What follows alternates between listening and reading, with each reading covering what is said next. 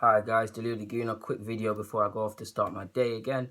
What was I gonna say? Football nowadays, of course, we know there's less an emphasis on managing as in regards to a post-playing career. The money involved in football. I mean, if these players look after their money, right, they never have to work a day in their lives. They can make their money work for them. They can set up businesses. They can go into punditry, media, and all sorts of lucrative industries, as opposed to back in the days where it was kind of you move into coaching or you kind of have to find an average job or something like that if you weren't a household name.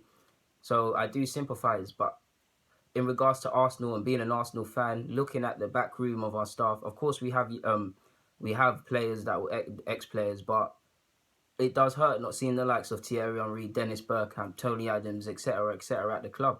On the basis that, firstly, on the basis that legends, they know the expectation of the club, been there, done that. You look at Bayern Munich, you look at Man United to a lesser degree. Legends are there, looking down on the players. The players know they can't get away with certain stuff.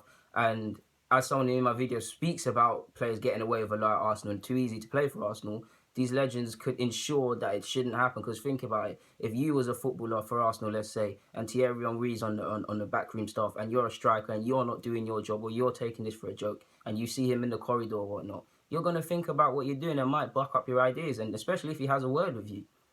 But I do think, to a degree, as much as I sympathise with Wenger, I do think he doesn't want to distribute a lot of the power at the club, purely because, I'll get into it, but purely because you look at the likes of Marrow, and we've lost Brady, he was very good, but the likes of Marrow, etc., they did play for us, but they're somewhat yes men. He's surrounded by yes men from Bamfield. All of them. I think the only person that could probably say and speak his mind, because they've been friends for a number of years, is probably Borrow in his staff. So he's got too much yes men. Bold was appointed to assistant manager, praised as being an ex-player, part of the famous back five at Arsenal. Came in, was gonna shore up our defense, was gonna teach them some tips. I do think clearly, to a large degree, as Wenger is, he's been marginalized. Bold probably has been marginalized. Probably had some great ideas, and Wenger hasn't took them on board or allowed him to implement. But to a degree, he does look clueless as everybody. You never see him do anything on the sideline. If anything, you might see him play with the notepad. Maybe he just doesn't have a clue. I don't know. But you look at it, you look at Jose, he's had Rui Ferreira. You look at Pep, he's had TITO. You look at Fergie, he had Mullenstein, etc., etc. What I mean by this is they had these assistant managers they weren't yes men. They said their minds. If he weren't there, if Ferguson or Jose or whoever I listed weren't there, these two could talk, and the board and the players would listen. I don't think the players listen to Bold, regardless of him being an icon and things like that. Yeah, I do have some sympathy. I do think you can't have too many strong personalities clearly in a squad and in an organisation, because everybody will pull in separate directions. You look at Thierry Henry when he said he left in '07.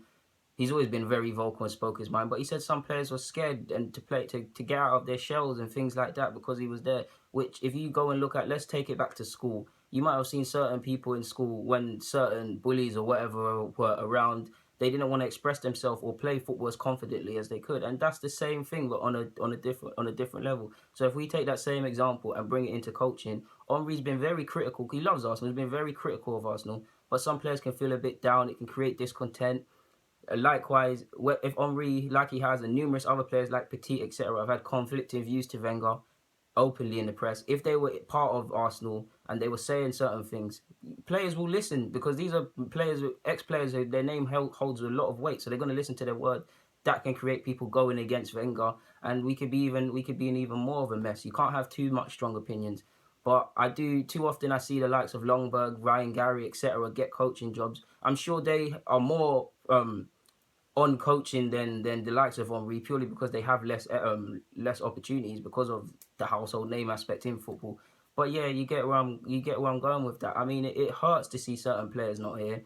Vieira, Henry rates as his best signing. There's clearly a lot that's gone behind closed doors with him. Is not here. It hurts that Vieira is not here. But I will say, like Henry and Vieira, when you were getting bids from bigger clubs and we were heading in a certain direction, while you might love the club, you put your opinion, your feelings first. That's fair enough. The football career is short. You don't want to have any disappointments. So you went and chose what you wanted to choose. And now that you're retired and stuff like that, the club is now in a better position. You can't cry that the club didn't offer you nothing, because when you were in a better position, you chose the better option, not us. So you can't cry on Henry and Vieira. They can't cry. The club owes them nothing. In the same way, at that instance, you owed the club nothing. So in that regards, you can't cry. It hurt to see you at City. It hurts to see a lot of people. For me, Dennis Bergkamp is the most upsetting. Ian Wright, Thierry Henry, two of the most important players in our history, rates Bergkamp as the best player they've played with, the most intelligent they've played with. We all know how much he moved our club on, stayed relevant even when he was in the twilight zone of his career. Intelligent, oozes class. When he speaks, you will listen. People will be starstruck. That is the one person I want in my club. He had no intentions of going into coaching when he retired, so I'll give Wenger a bit of blide. But with the players leaving, backroom staff leaving, there's no room not to have Dennis Bergkamp, in my opinion. Tony Adams, I don't need to describe who he was. If you support Arsenal, you do not know who Tony Adams is, boy.